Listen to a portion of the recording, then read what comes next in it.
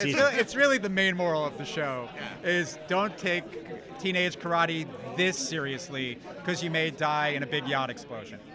Nerd Reactor, roll out. I was talking to you about Back to the Future, so definitely have to talk to you about that. That last scene, the 1985 alternate timeline.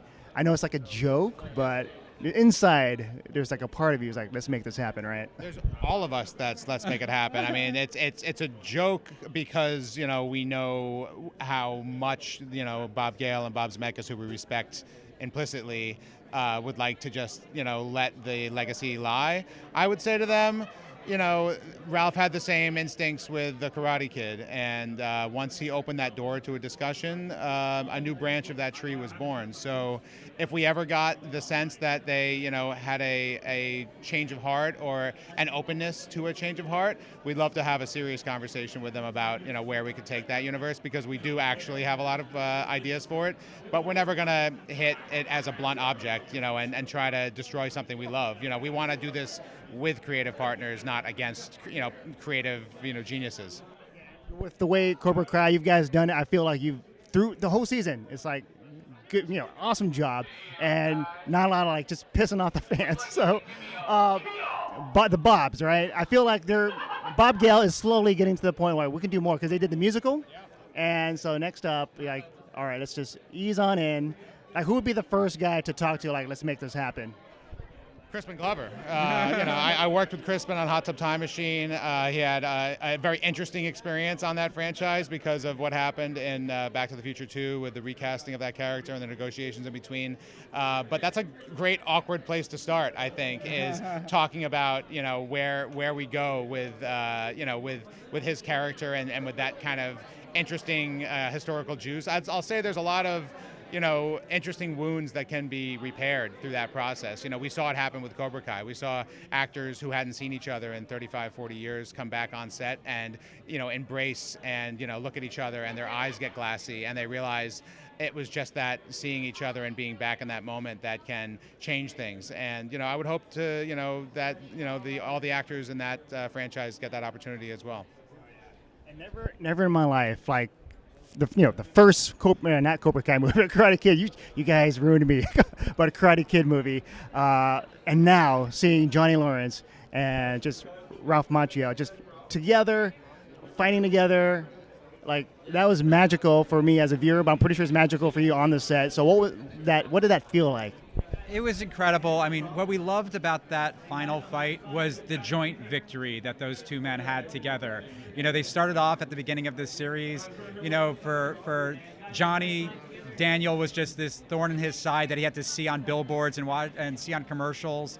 And for Daniel, it was like, oh, this guy from my past that he wasn't thinking much about. But once he saw that Cobra Kai dojo pop back up, all the old wounds were there. And they were both in a really tough place at the top of the series. To see them have their ups and downs over the course of the seasons, help a bunch of kids, and come together, and to see them back on that red mat, the classic iconic red mat, Daryl Vidal there, all the old feels, and for Johnny to finally have that victory that he deserved, and Daniel deserved his victory back then as well, let me be clear about that, but for Johnny to have his victory, this was his time, this was his place, and it was amazing for us all to be there, directing it and celebrating it.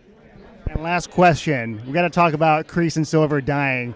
Wow, like, did anyone have any reservations in doing that? Well, we just knew that we wanted the Kreese and Silver finale, the conclusion of their story to end with a bang. And, we know that Kreese smoked cigars. All we needed was something to ignite it. So it was it was something that we talked about. We knew that, like, the fans would want something that feels big and climactic. And, we have a little bit of fun, with the Terry Silver character and how far he's willing to take things. And we bought that he could have a yacht. And a fight on a yacht in the ocean with an explosion is just so ridiculous. Let's keep in mind this is all about teenage karate. at the end of the day. But when you take teenage karate so seriously, that's the extreme of what can happen, and that's one of the morals of the show and why it's lasted 6 seasons. It's really the main moral of the show is don't take teenage karate this seriously because you may die in a big yacht explosion. Here we go. Hold on to it. Oh, Yes, yeah. yeah. Yeah, because you're the fight guy, so you got to use both your fists. Yeah, sometimes, hopefully you don't have to. So the 6 seasons, right? There's so much fighting. How does it feel for you with all the different moves, all the fight choreography? Is there something like that one move that you remember? Oh, I mean, it's an honor. I mean, I jumped on season 4, and so I did season 4, 5, and 6. And I would say 6 was the biggest amount of choreography we've ever done for any project I've ever been a part of. For the 15 episodes we did, I counted out the choreography. Though it may not have made it to screen, we did 13,788 beats of choreography. That is insane.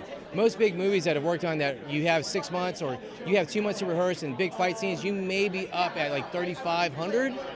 So to have that many beats is an accomplishment. I think to the team and everything. Big thanks to Ken Bearfield for making us, allowing us to get us the people we need and give us the time we needed to accomplish this. Yeah. And was there like any surprises when training with anyone where you're like, whoa, I didn't know this came out of this person, the fighting? No, we came in. I will tell you this. I get goosebumps right now. I don't know if you can see this or not, but I do because honestly, when we started season 6, we met with the whole cast. Ken and I did, and we basically sat them down and said, "This is it. This is season 6. This is the pinnacle. This is Kai to Kai. This is your world's best." We came out. Do not leave anything in the gas tank. We're here to kick ass. Bottom line, give it your all. And every one of the cast members took that to heart and said, "This is it. We're all going to bust our ass off, whether it says that they're working or not working." On their off time, they'd be in there. They'd be training. Everybody would be getting super pumped up, wanting to know what their choreography is going to be, learning different things. Every year we've done from season 4, 5, and 6 was always to elevate every character. We always look at it a way of being like the Cobra Kai of Street Fighters, right? You have your Ken, your Ryu, you have your Chung-Lis, you have your Baraka, and so you have all your characters, and everyone's got specialty moves. So we wanted to make sure that we did some fan services, but not only that, but we wanted to show progression, something that wouldn't be out of the ordinary for the character. You wouldn't have a flash kick out of Ryu. That just looked weird, right? You wouldn't have an Hadouken from, Guile either. You know what I mean? So you wanted to make sure we stayed within the characters and give them something that was a progression to take them to the next world level, and that was so fun. And I want to ask, like the last fight with Johnny Lawrence and Wolf, like the planning stages, all of it. Tell me all about it. Man, there was a lot that went on to it. I mean, obviously it's Billy's victory dance, Johnny Lawrence's victory dance. We want to see him in the light, and we want to keep it to where it's authentic and real. And what better way to end it than a spinning back fist? Very Bill, badass Billy, very Johnny Lawrence. We wanted to go in and fill in all the different blanks. I mean, a huge hat off to the writers for writing that whole scene. I mean, they write the beats out, we choreograph it, and we kind of match their words to what the physical story would be of that. And what a great way to end it on a way of thinking that it's sweep the leg, because it's always sweep the leg. Doesn't work out. Famous kip up to sending him into the finale move that makes him win the match. And that is, to me, I don't think there's a better way for us that we could have landed it. And so I'm very, very pleased, very happy. Louis Tan, I've known Louis, man, for the longest years. Louis and I went back in the days, we used to work on Pirates of the Caribbean. So that's how long, when he was a stuntman. So to see him grow and come into that form of an actor and to be this villainous character, but at the end shows respect and bows to his opponent, I think the possibilities are endless to see what's going to happen with Sensei Wolf. Who knows? Maybe Cobra Kai doesn't die, as we always say, right? And then Wolf somehow comes back. You never know. There's always a way, yeah. There's always a way. Who knows? Imagine if Sensei Wolf and Sensei Lawrence teamed up together and see what happens. You never know. How scary would that be, right? Yeah.